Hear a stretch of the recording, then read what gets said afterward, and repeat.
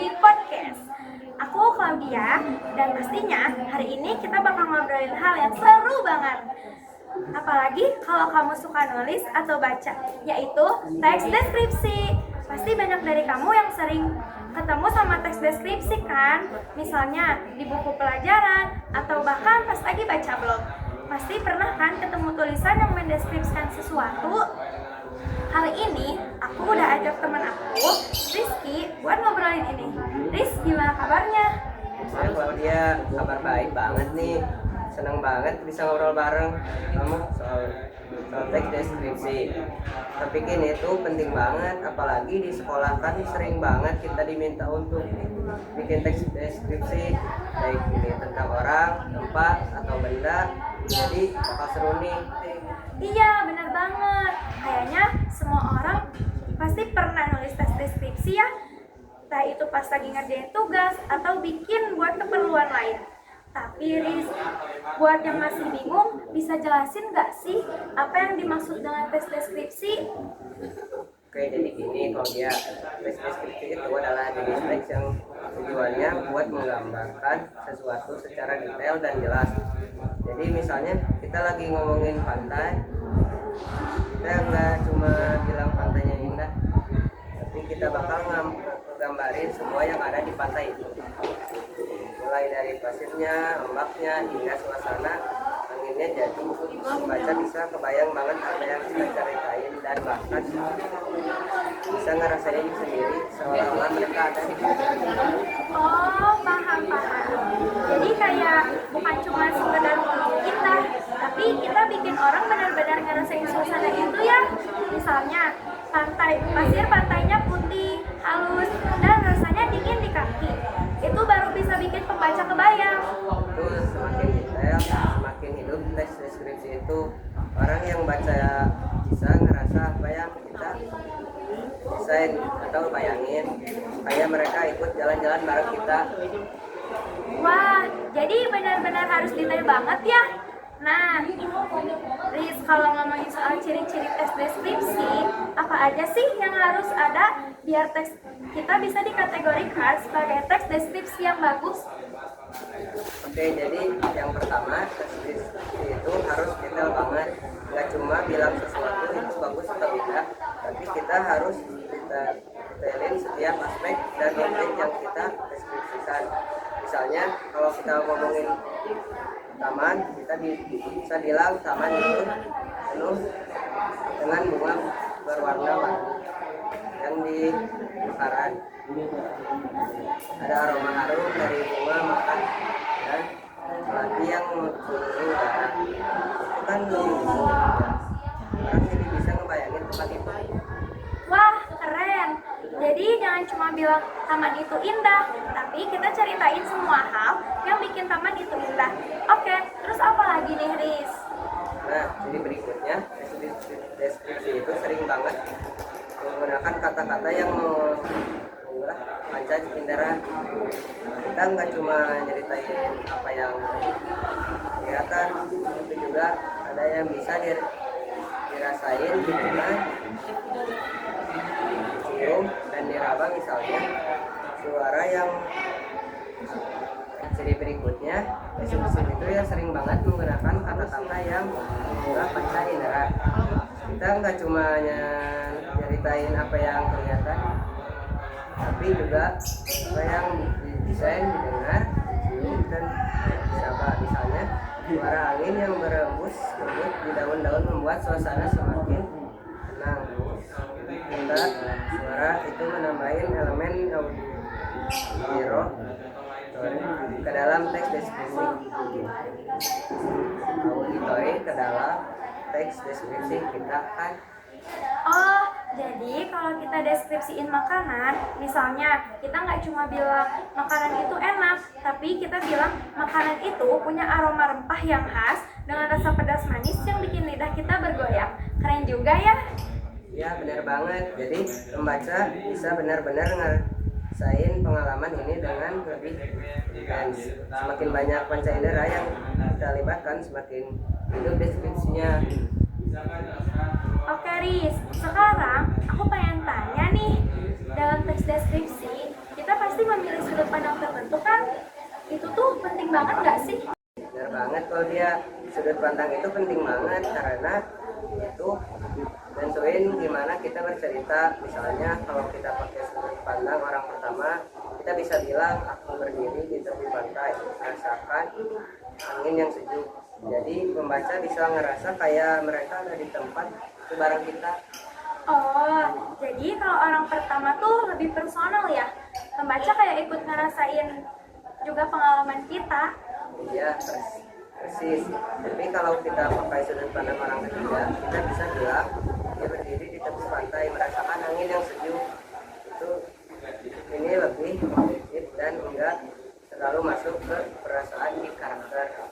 Jadi lebih luas. Ini cocok banget kalau kita mau memberikan gambaran yang lebih umum. Iya, jadi tergantung tujuan kita ya. Kalau mau lebih mendalam dan dekat dengan pembaca, pakai orang pertama. Kalau mau lebih objektif dan umum, pakai orang ketiga. Nah, Riz, selain itu, ada juga yang namanya konjungsi, kohesi, dan koherensi kan? Itu gimana sih hubungannya sama tes deskripsi? Wah, ini penting juga. Kalau dia konjungsi itu kata penghubung. Ya, misalnya kata kemudian, selain itu, setelah itu, itu berguna banget untuk menyambungin kata ini berguna banget untuk. Wah, ini penting juga kalau dia konjungsi itu kata penghubung ya. Misalnya kata kemudian, selain itu, setelah itu berguna banget untuk nyambungin kalimat atau bagian-bagian dalam tes deskripsi. Kalau kita nggak pakai konjungsi, tes kita bakal terasa terputus-putus dan nggak enak dibaca.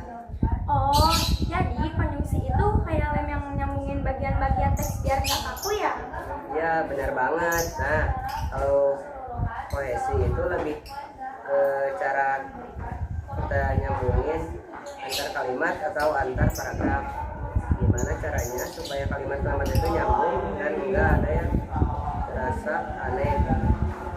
Salah satunya kita bisa pakai kata ganti atau repetisi. Misalnya dia berjalan di tepi pantai, langkahnya berat karena yang pasir yang panas.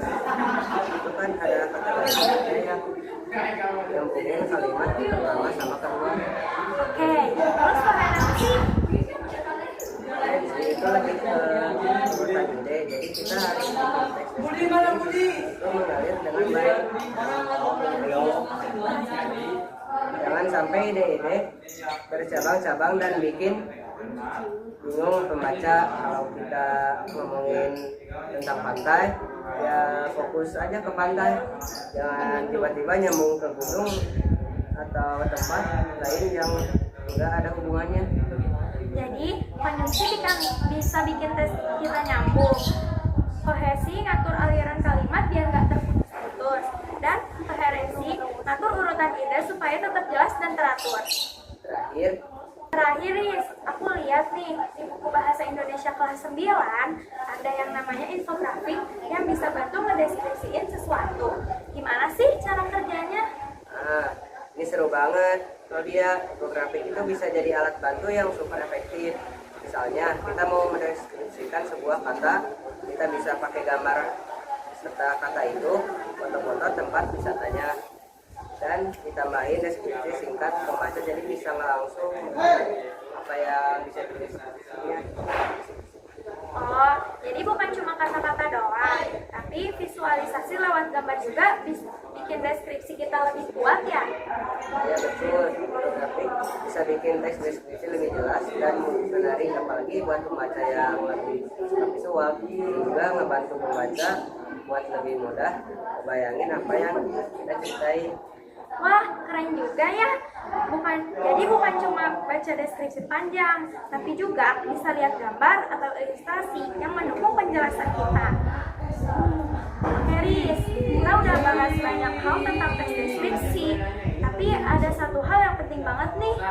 Pasti banyak yang penasaran, gimana sih cara pakai majas dalam teks deskripsi? Aku yakin ini bakal bikin teks deskripsi kita makin hidup kan? Wah, benar banget kalau dia. Majas itu kunci untuk bikin deskripsi kita nggak monoton dan lebih menarik. Jadi majas itu kayak cara kreatif kita dalam menyampaikan makna. Jadi bukan cuma deskripsi biasa, tapi ada rasa yang lebih kuat. Misalnya kalau kita bilang langit sore itu berwarna merah, itu biasa aja kan. Tapi kalau kita bilang langit sore itu terbakar dengan warna merah, nah itu baru terasa. Oh, jadi majas itu nambahin unsur sensasi ya, biar nggak cuma datang doang. Nah, Riz, ada nggak sih jenis-jenis majas yang sering dipakai dalam teks deskripsi? Ada banget kalau dia. Salah satu yang paling sering dipakai itu majas personifikasi. Itu biasanya buat ngasih sifat manusia ke benda atau alam, misalnya angin malam itu si lembut seolah-olah mengajak kita berbicara. Misal di sini angin kita personifikasikan seolah-olah bisa berbicara. Membaca jadi lebih merasa terhubung dengan alam. Wah, keren. Jadi kita bikin benda atau unsur alam tuh punya karakter ya. Terus ada lagi nggak majas lain yang sering dipakai? Ada banget. Kalau dia ada juga majas metafora, misalnya dia adalah bintang di tengah keramaian. Ini bukan berarti dia literasi bintang, tapi kita bandingkan dia dengan bintang karena dia bersinar di antara banyak orang. Jadi metafora ini bikin pembaca langsung ngerti maksud yang lebih dalam. Oh, jadi bukan cuma deskripsi literal ya. Pakai majas itu bikin deskripsi kita lebih kaya dan punya makna lebih dalam. Banget. Juga majas hiperbola yang melebihkan untuk efek dramatis. Dia lari secepat kilat, padahal kita tahu nggak mungkin manusia lari secepat kilat, tapi itu bikin pembaca merasa kesan super cepat itu lebih kuat. Iya, jadi kita pakai hiperbola buat bikin kesan yang lebih dramatis ya, tapi jangan terlalu berlebihan juga, nanti bisa bikin gak masuk akal. Ya benar. Terakhir ada majas simile atau perbandingan, misalnya dia berjalan seperti angin, cepat dan ringan. Kita pakai kata seperti untuk membandingkan sifat dia dengan angin. Ini bikin pembaca bisa langsung ngebayangin perbandingannya. Asik banget ya. Jadi dengan pakai majas, tes deskripsi kita bisa jadi lebih berwarna dan mengunggah imajinasi pembaca. Gak cuma deskripsi biasa, tapi juga bikin membaca seolah-olah ada di dalam cerita itu. Iya, makanya majas itu penting banget buat bikin teks deskripsi jadi lebih hidup dan menarik. Pakai majas itu bukan cuma soal gaya bahasa, tapi juga soal ngebangun suasana dan perasaan pembaca. Pasti pembaca jadi lebih terhanyut dalam deskripsi kita deh ya.